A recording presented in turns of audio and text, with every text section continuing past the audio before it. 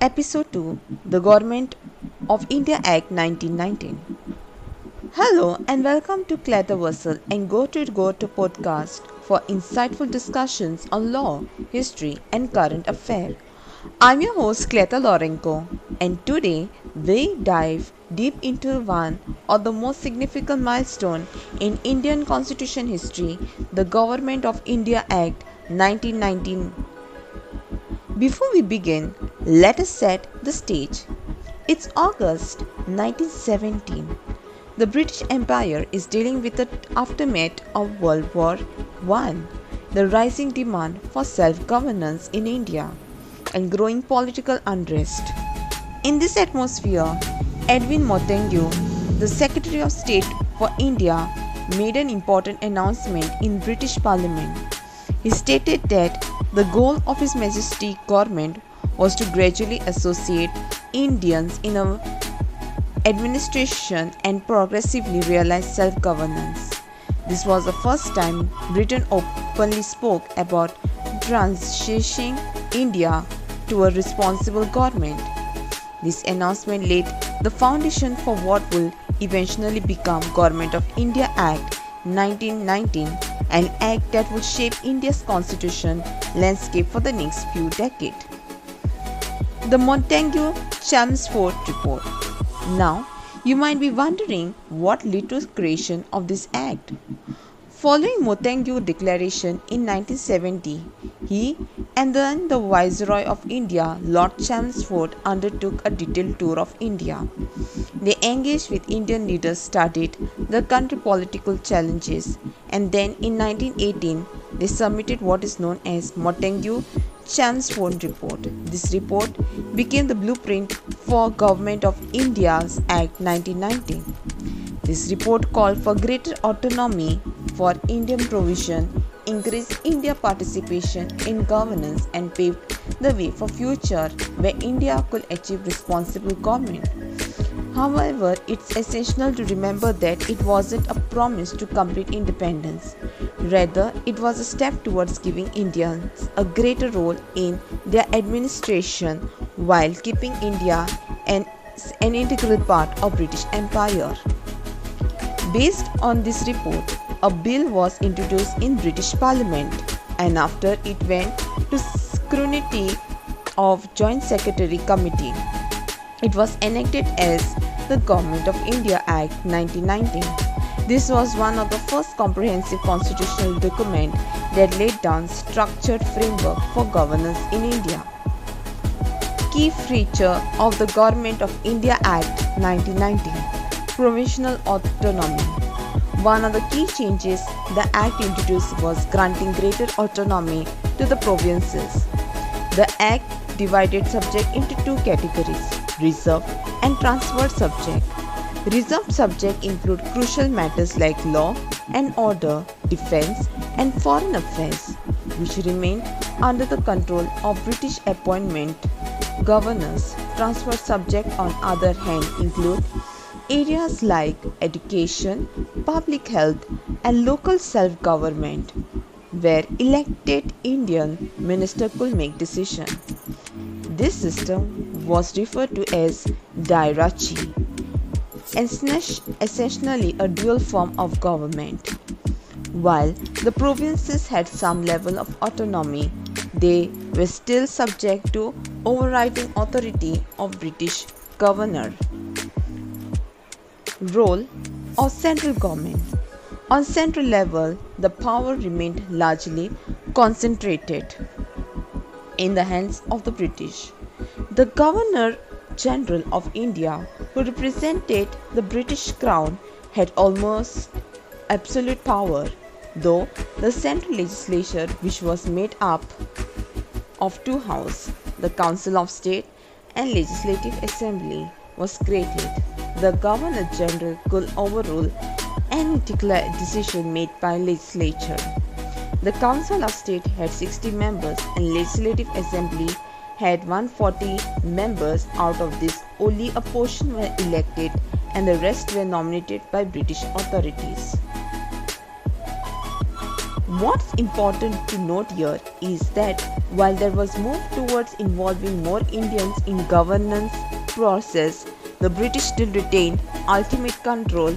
The Governor General could veto any legislature, and then he could also legislate by decree if needed, especially emergency situation. Essentially, the executive was not answerable to legislature in any meaningful way.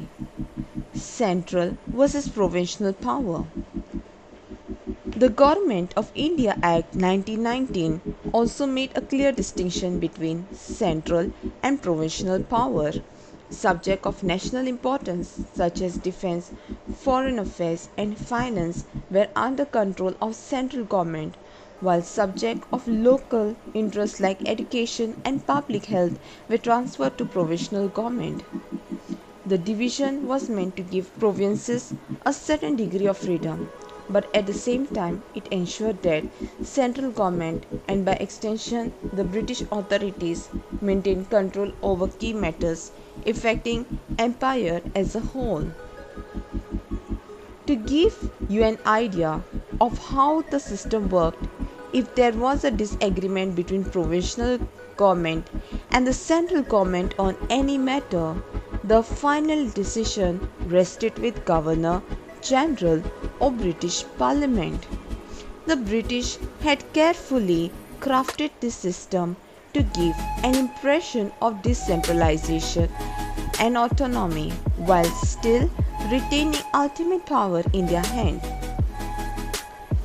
Legislative power. Another critical element of Act was reconstructing of legislative process. The central legislature now had the power to make laws, but again this power was heavily restricted. Certain subjects like the budget, military affairs and religion could not only be legislated on with prior approval of British government. Additionally, even if both the House of Legislature passed a law, the Governor General had power to withhold his assent or refer the bill back to the British Crown for final approval.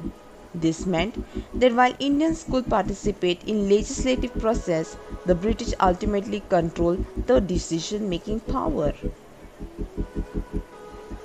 The limit of Dairachi. So you might be asking, this system work well? Dairachi in theory seemed like a step toward responsible government, but in practice it was riddled with problems. Since reserved subjects like law and order were still under British control, and still the governor had the power to overrule any decision made by provincial minister on transferred subject. It created a lot of friction. Indian ministers often found themselves powerless, and this led to dissatisfaction and unrest.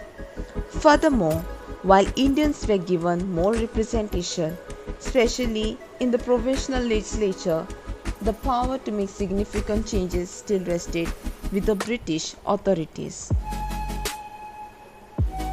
The Act legacy. Despite its shortcomings, the Government of India Act 1919 was a crucial step in Indian constitutional development. It marked the beginning of representative institution in India and paved the way for next major constitutional reform. The Government of India Act of 1935, which would eventually lead to formation of Constitutional Assembly and drafting of Indian Constitution after independence.